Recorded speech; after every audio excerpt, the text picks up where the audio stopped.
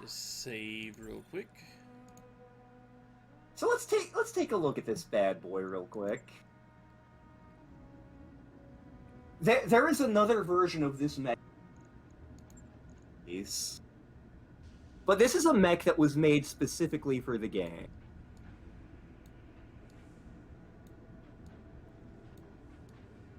$95 tons, huh? Mm-hmm. And it actually looks a little bit like a cannon mech, and it's actually inspired by, if I'm not mistaken, it's inspired by a mech that was created for April Fools, the Orca. Both in term. That window is the Black Knight window. So, how much do you want me to talk? Oh, go ahead. You've been waiting to talk about this, so dump away. So the important thing, there are several important things about this mech, but one of the things they mentioned was, there was a Wolverine symbol. And it's from something called the Dobrev. And it breaks the tech rules of this game as is. So the Dobrev is something that was from Kerensky's Exodus. This is true. It is named after... It is named for a relative of Mary, who was a warrior sometime during Kerensky's Exodus, sometime in the Star League in exile. So, when Alexander Kerensky left with the bulk of the Star League Defense Force, they went way the fuck into the deep periphery, forward. They found a group of planets called the Pentagon Worlds, which were not great planets, and they settled there. And they were going to set up a Star League in exile. Unfortunately, there were various national tensions in the Pentagon Worlds, and, minor civil war started breaking out. And when Alexander Kerensky died, things went to hell in a handbasket. His son, Nicholas Kerensky, attempted to take control, but it didn't go well. So Nicholas Kerensky took those who were loyal to him on a second exodus to a planet called Stranamekti, and there, he reworked society. He reworked society into a caste system, and he made it supporting a warrior caste, and he divided it into 20 units. And this is the thing you've been waiting for, called the Clan. The clans focused on becoming the best warriors they could be, and they eventually retook the Pentagon. And they were big into honor and ritualized combat. One of those clans was known as the Wolverines, led by a woman named Sarah McEvany. One of their warriors was one Mary Dobrev. The Wolverines didn't necessarily want to play by Nicholas Kerensky's rules. They had a much looser caste system than the other clans, and as such, they started doing way better than literally all the other clans. Well, Nicholas Kerensky couldn't be having with that, so he ordered the Wolverines annihilated. And the Wolverines knew this was coming. They were able to figure it out. So several of them went out like bosses, but a chunk of them, a non-zero chunk, did manage to escape. And as such, all of the clans are ingrained trained to, if you see something involving the Wolverine, it has to fucking die. This is overriding literally anything else you do. Anything Wolverine related has to die. And by the way, the clans, even that early on, started developing better than Starleague technology. So the surviving Wolverines, primarily from the 331st Battle Cluster, which was formerly the 331st Royal Division, which had the symbol of Minnesota on it for some weird reason, they fled back to the Inner Sphere, and actually, during the Second Succession War, I believe, they attacked several Cretan worlds for supplies and fucked off to the deep periphery. House Karita is deeply interested and terrified of anything that could be Minnesota tribe related. Comstar really wants to know where those guys went. And there's a non-zero chance they know where. Some of them may have wound up in Canopus. But yes, we have found clan tech. We have found remnants of Clan Wolverine. And the reason that Natasha Kerensky is such a hard-on for destroying them, the Wolf's Dragoons are actually a clan recon. They were sent by the clans to figure out what's going on in the Inner Sphere.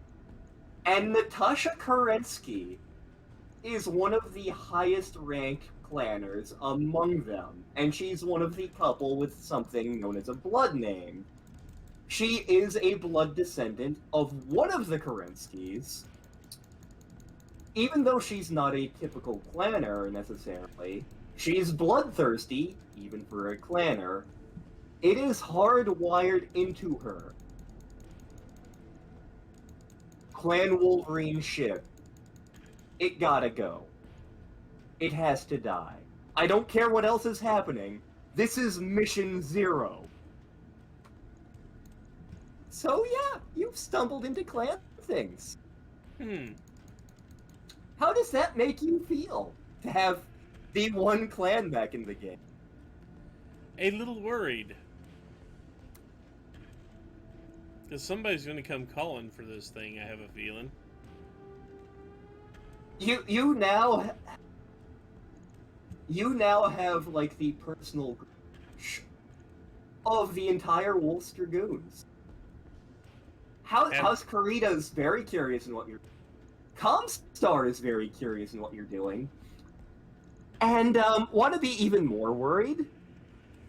Sure. So the Minnesota tribe and the surviving been a dangling plot point the entire franchise, but the writers have repeatedly dropped hints that not only are the surviving Wolverines still a thing, not only have they found a way to continue as a society, but they are actively furious at the Inner Sphere for destroying the Star League, at the clans for trying to kill them, and they have been actively playing everybody in the franchise. Have fun sleeping at night! Like, there is a non-zero chance that there is a core of Word of Blake and Comstar that is the Wolverines. There is a non-zero chance that there is a chunk of Wolverines who made a bargain with Canopus and gave them some nice toys and is working for them as a hidden force. There is 100% chance that somewhere in the deep periphery there are Wolverines with a grudge against everybody. Like, there's a short story or a novel where, like, somebody stumbles upon, like, some ruins on a planet. They're like, huh, these are weird. Huh, there's all these weird animal symbols that have X's in them, along with the symbols of every great house with X's in them. There's a symbol of a Wolverine here. That can't be important. But yes, Wolverines. We have gained the power of Minnesotans. We have incurred their wrath and the wrath of many, many people we don't want angry. Lovely.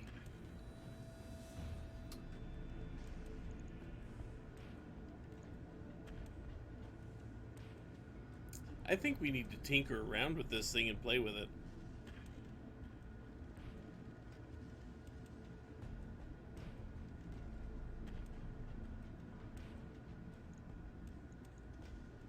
Because there are possibilities with this mech. It's not dissimilar to your Annihilator. It's got less AC5s, but it's got ER medium lasers on it. Also, it has that very sexy thumper. Which, I don't know how those work.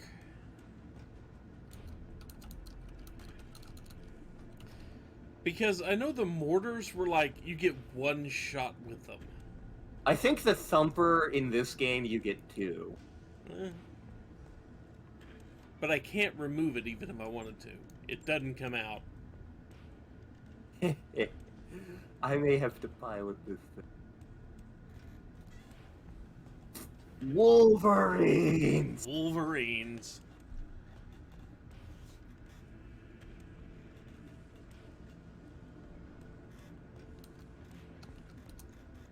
And in fact, it is canonical that when they were fleeing from Clan Space, like, their motivational chant was, "Who are we? Wolverines!" Somebody watched Red Dawn one too many times. Yeah, they absolutely went there.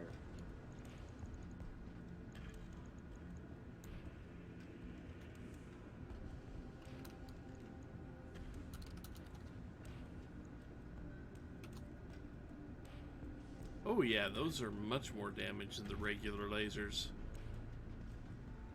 It just, I mean, they are ER medium lasers, but they also deal, like, a lot of extra damage.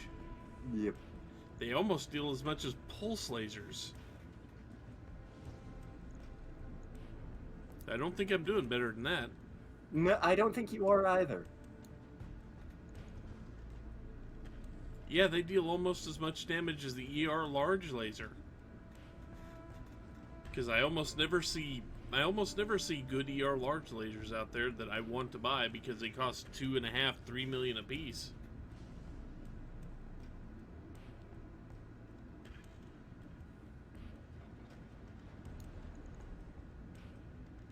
Yeah, considering they're only 1 ton and 1 slot a piece, those might be some of the most efficient weapons out there. They're just hot.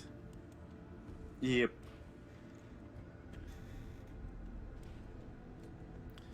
But I may actually have to play around with this thing and see what type of configurations I can come up with. Alrighty. Maybe we'll do that before next week. We'll actually go in here and see what type of things we can stick on this thing. 4 ballistic hardpoints, 4 laser hardpoints, and 2 missile hardpoints, which I can't use all the missile and laser hardpoints at the same time. Because there's literally not enough space on that shoulder to do that. Yeah. But anyway, I think this marks a good stopping spot with the penultimate flashpoint of the game over with. When we come back, we got one more flashpoint to find. Yes, we do. And I've got to take this thing out and test drive it in a couple of missions before we do that, just so I can see what's going on with everything. Yep. See, like, the thumper cannon, find out what range and all it has on it. See, in the tabletop game, it has a range of maps. Well, If it does, that would be nice. But it's got to have that range, and I don't know what it does. So I'm not quite sure how this breaks the rules, but, you know. Basically, it should not be able to fit all of this stuff on there. Unless it's using clan tech. Like a Clan XL engine, a Clan Endo Steel, and a couple other neat things like that. Pity it doesn't have Clan double heat sinks, because that would be amazing. But yeah, the stock configuration doesn't look too bad. I'm not a big fan of the LBXs. I mean, they're not terrible, but I'm just not a fan of the shot. I'd rather pinpoint the damage than shotgun them. Yeah. But yeah, anyway. We will consider this for a future time. In between recording sessions or something like that. Yep. But for now, take care, everyone. Bye-bye and Wolverines!